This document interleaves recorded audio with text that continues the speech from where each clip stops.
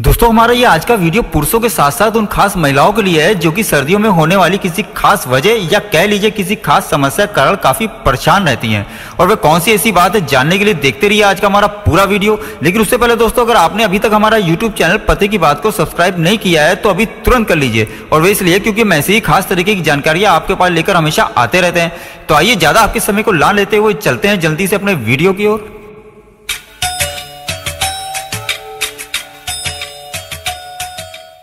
दोस्तों सर्दियों में फटी एड़ियां किसी को भी नहीं अच्छी लगती है। ये देखने में ना केवल बुरी लगती हैं बल्कि ये ज्यादा फट जाएं तो इसमें दर्द भी होने लगता है। लेकिन दोस्तों यदि आपसे ये कहा जाए कि फटी एड़ियों से अगर छुटकारा पाना चाहते हैं तो आपके पास बस एक जोड़ी मोजा और एक नींबू होना चाहिए, तो क्या आपको यकीन होगा?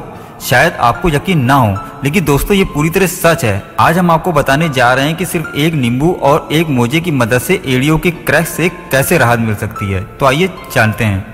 दोस्तों इसके लिए आपको सिर्फ एक नींबू, एक मोजा और नारियल का तेल चाहिए। अब आप सबसे पहले एक नींबू को लीजिए और उसे आधा काट लें। अब नींबू के अंदर थोड़ा सा पल्स छोड़कर बाकी निकाल दें।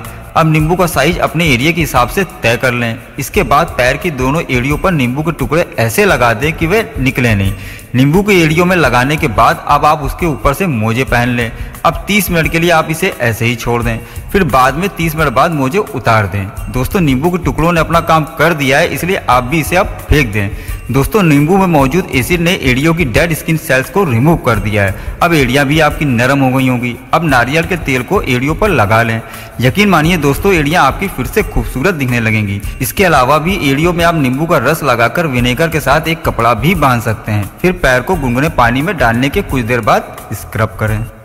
तो दोस्तों ये था हमारा आज का बहुत छोटा सा पर शायद आपके लिए काफी काम का वीडियो। अगर आपको हमारी इस आज के वीडियो से कुछ फायदा मिले तो मुझे नीचे कमेंट बॉक्स में लिखकर जरूर बताएं।